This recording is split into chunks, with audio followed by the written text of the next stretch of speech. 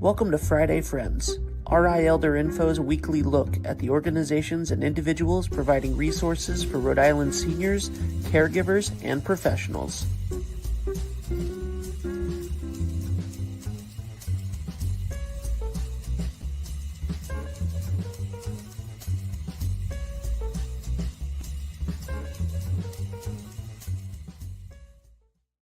Good morning, everybody. Happy Friday. It is 9 o'clock on Friday, and you are watching me, Deb Burton, the host of Friday Friends, where every week RA Elder Info brings you information that you or someone you know needs to know about. So please hit the like button, the share button, the follow button, all those social media cues that say, hey, check this out.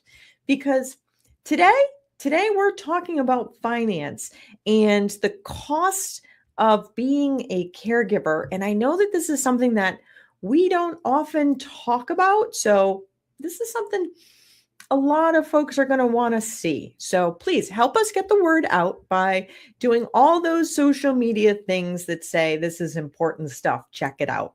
Now, as you all know, we are a 501c3 nonprofit, and we could not do this without the support of our sponsors. So a huge thank you to United Healthcare, as well as McCarthy Law. Here's a message from McCarthy Law.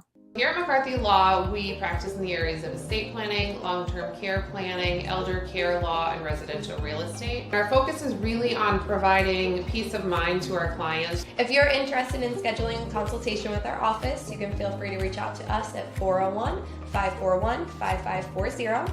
You can also reach out via website at www.mccarthylawri.com.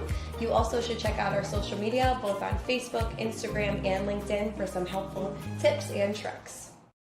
Hi, Colin. How are you today? Good, and yourself? Very good. Very good. So will you share with everybody who you are and where you're from? All right. My name's Colin McLaughlin. I'm from Gora Financial Group, and I live in East Providence. Awesome. Awesome. So you and I were having a conversation the other day that I thought was very interesting about how caregivers often spend thousands of dollars every year out of pocket for the person they care for. So from your experience, what types of expenses tend to surprise caregivers the most? And why is it important to acknowledge and track those costs early on? Well, caregivers have the most generous people out there, but many of them are shocked. Out-of-pocket costs for them. What I see is the biggest challenges fall into a few buckets: transportation in time of work, gas takes, parking, tolls, rides to appointments, or unpaid time away from a job that can quietly stack up, which is $1,000 a year. Home modifications and safety equipment, things like grab bars, ramps, star lifts, shower chairs, medical beds, or monitoring systems that aren't fully covered by insurance, yet they're essential for daily life. Then there's the medical adjacent costs, co-pays, prescriptions, over-the-counter medications and supplies, wound care, adult diapers, special nutrition products. These are ongoing, not the one-time purchase at all. And then there's the paid help and respite care. Yep. There's weak in-home assistance or adult product programs can strain a household and budget is planned for. And then there's the emotional and physical burnout expenses like counseling, stress-related health visits, needing extra services just to keep us going. Those matter too. And even people don't always label those as costs, caregiving costs. So just acknowledging early expenses on that people need to build awareness for families and have a budget, and then possible is dipping into retirement savings, not realizing what you're doing, and there's the benefits and insurance options. And caring just an act of love, and start planning is what makes sure love is adequate for a family future. Yeah. And why is it important to start tracking this stuff like early on? early on just means that you need to benefit from saving to getting effective care for yourself. Like Yeah, that most makes insurances today using asset care, which is long-term care, which is already provided in your life insurance policy. Yeah. Oh my goodness. So a lot of times caregivers have to like dip into their own savings or retirement funds to help cover the care for their loved one. What are the long-term risks of doing that like for yourself? Like how do caregivers protect their own financial future while they're still supporting someone? Let's see. Well, financial stress is one of the biggest drivers of caregiver burnout, but the real damage is often coming from feeling like this everything happens at once with no plan. Mhm. Beyond the dollars and cents, there's a few practical steps that caregivers feel more control. Honestly, get everything out of your head onto paper, list responsibilities, do your appointments, medication, bills, insurance policies, and get someone who knows who helps that. And when it's written down, it stops yourself spinning in your head, and then just create some roadmap to create communication rhythm and just continue to check your financial pillars, which is leaving emergency savings visible, avoiding financial moves, and just making sure everything is taken care of, and just build that team of individuals and Yep. say it's okay every day. Someone's on your side.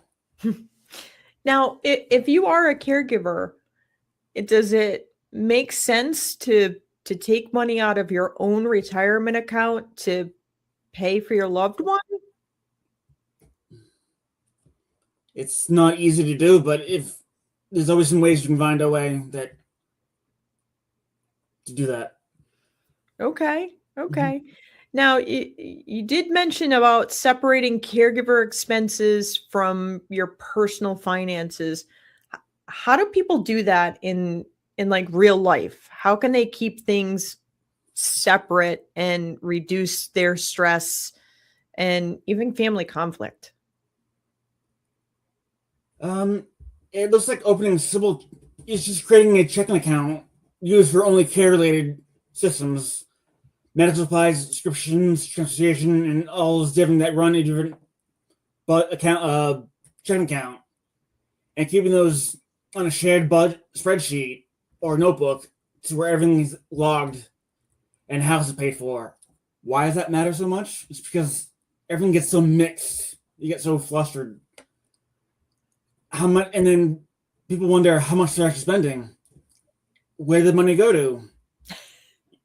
Keep those things separated, lowers tension.